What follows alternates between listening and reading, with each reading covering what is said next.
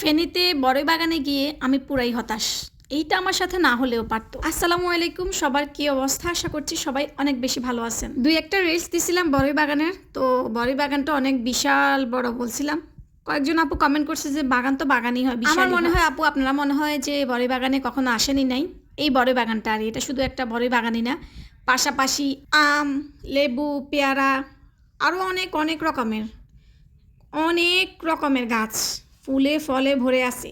এত বিশাল ছিল। এই পাশটা ওই পাশটা যেতে মানে আমার মনে হয় যে আমারই সারা একটা দিন লেগে যাবে, এত বিশাল। যাই হোক, আমি যেহেতু দুপুরবেলা গেছি তখন একদমই কেউ ছিল না এখানে। নাকি সকাল আর বিকালবেলা 3টার পর থেকে আর 10টার পর থেকে অনেক বেশি ভিড় থাকে। তো দুপুরবেলা যাওয়াতে একদম ভর দুপুরে ওনারা নামাজে গেছে, কেউ ছিল না। ভাইয়াকে বলছিলাম যে ভাইয়া আমাকে একটু দেন, আমি একটু ভিতর থেকে একটু ঘুরে আসি। ভাইয়া বলা যে আপু আপনি যদি একটু 11টার টাইমটাতে আসতেন তাহলে খুব ভালো হতো, আমি স্পেশালি পারমিশন নিয়ে আপনাকে ভিতরে যেতে দিতাম। আর যাই হোক, ধন্যবাদ ভাইজানকে। তো উনি বলছে যেহেতু আমি আর কোনো কিছুই বলি নাই, রুলস তো রুলসই, সবার জন্যই তো সেম, তাই না? তারপর ভাইয়া আমাদেরকে কয়েকটা বড়ই খেতে বললো, তো আমি জাস্ট একটা নিলাম। এত পরিমাণে মজা, কি বলবো, মানে গাছ থেকে পাড়া বড়ই এত পরিমাণে মজা, আসলেই অনেক মজা। তবে এই বড়ই বাগানে আমি কিন্তু গত বছরে গিয়েছিলাম 2025 সালে। তখন কিন্তু আমি একদম পুরো বাগানটা ভিতরে গিয়ে সুন্দরভাবে ভিডিও করতে পারছি। অনেক সুন্দরভাবে ওনারা দিছিল, যেহেতু তখন সবাই ছিল।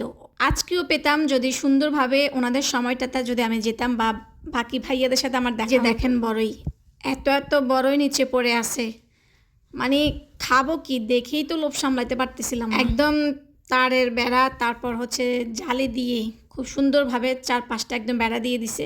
এটা কিন্তু খুব ভালো, কারণ আগে কিন্তু ওনারা একদম সবাইকে ওপেনলি ভিতরে যেতে দিত। হ্যাঁ, এখন ওইটা একদমই বন্ধ, কারণ মানুষ এত পরিমাণে বড়ই নষ্ট করতেছিল, মানে গাছ নষ্ট করতেছিল, যে ওনাদের ভিতরে যাওয়ার কোনো স্কোপই মানুষ আর রাখে নাই। সেই জন্য একদম বুদ্ধি করে খুব ভালো কাজ করছে।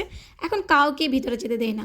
আপনারা যারা বড়ই নেবেন একটু আসবেন, দেখবেন, ঘুরবেন, জাস্ট তারপর চলে যাবেন। বড়ই বাগানের ভিতরে যাওয়ার কোনো দরকার। এই জিনিসটা কিন্তু আমার কাছে বেশ ভালো লাগছে, কারণ একটা গাছ আমরা যখন ছোট্ট থেকে এটাকে অনেক যত্ন করে অনেক ভালোবেসে এটাকে বড় করি, তখন সেইটা নিয়ে যদি কেউ মানে ইচ্ছা মতো যে যা পারে তা করে ছিঁড়ে দেয়, নিয়ে নেয়, তো এগুলো তো ঠিক না।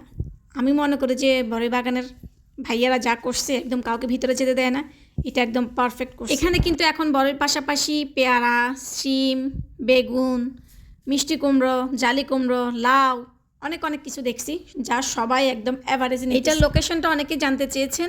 এইটা হচ্ছে ফেনী ধর্মপুর আমিন বাজারের একদম পাশে, পুরাতন এয়ারপোর্ট, জান্নাত এগ্রোবিডি। তো আপনারা যারা একদম অরিজিনাল গাছ থেকে পাড়া বড়ই খেতে চান, অবশ্যই এখানে এসে সুন্দরভাবে নিয়ে যেতে পারবেন। এগুলো কিন্তু সত্যিই অনেক মজার ছিল।